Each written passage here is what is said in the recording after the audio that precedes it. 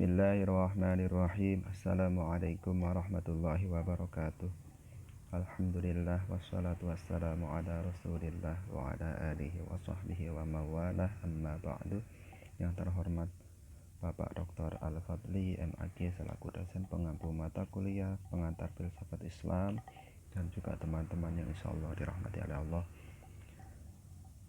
Kali ini saya Muhammad Naufal Hisham akan menjelaskan bagian dari makalah, yakni terkait dengan novel Hayy Ibnu Yaqdhan. Novel Hayy Ibnu Yaqdhan ini merupakan salah satu karya dari Ibnu Tufail yang masih sampai pada kita saat ini. Novel ini menceritakan tentang kisah seorang anak yang bernama Hayy Ibnu Yaqdhan, yang pada saat bayi dihanyutkan oleh ibunya karena untuk menyelamatkannya dari penguasa yang tiran. Kemudian peti yang membawa bayi Hayy Ibnu Yaqdhan ini terdampar di sebuah pulau, di mana pulau tersebut tidak ada penghuninya, hanya ada hewan-hewan dan tumbuhan. Nah, kemudian ada seekor rusa yang menemukan peti tersebut karena ia mendengar suara tangisan yang ia kira adalah anak rusa. Kemudian ia membawanya, merawatnya, mendidiknya, dan juga melindunginya dari serangan-serangan hewan buas.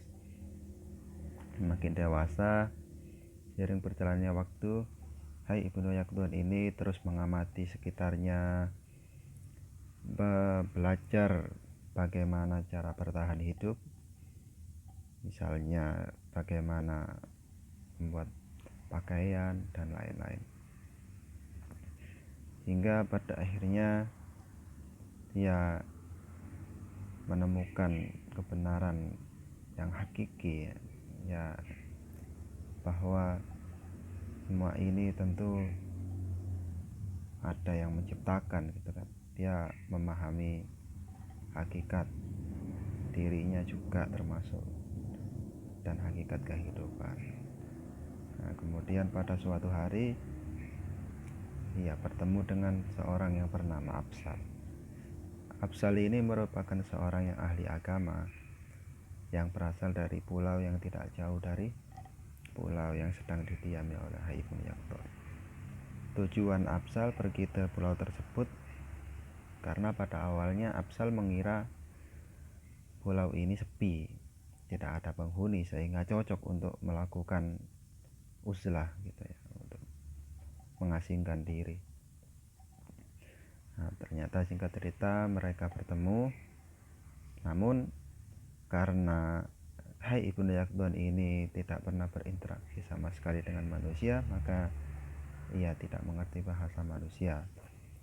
Kemudian Absal mengajari Hayy Ibnu Yaqdhan hingga ia bisa mengerti bahasa manusia. Setelah itu kemudian Absal mengajari beberapa pengetahuan agama kepada Hayy Ibnu Yaqdhan, seperti siapa pengetahuan tentang Allah, tentang Tuhan, tentang malaikat, tentang nabi, tentang hari akhir, dan lain-lain.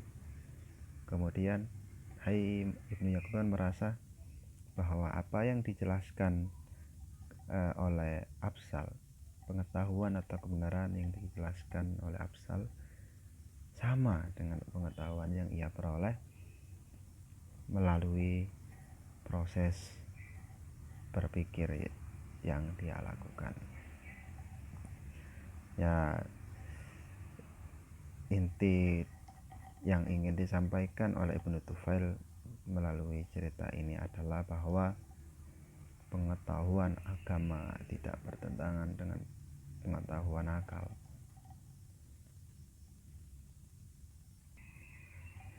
Kemudian kisah ini juga dinilai oleh beberapa pemikir sebagai jembatan yang menyembatani antara pemikiran filsafat peripatetik Aristoteles dengan pemikiran iluminasi dari Neoplatonisme.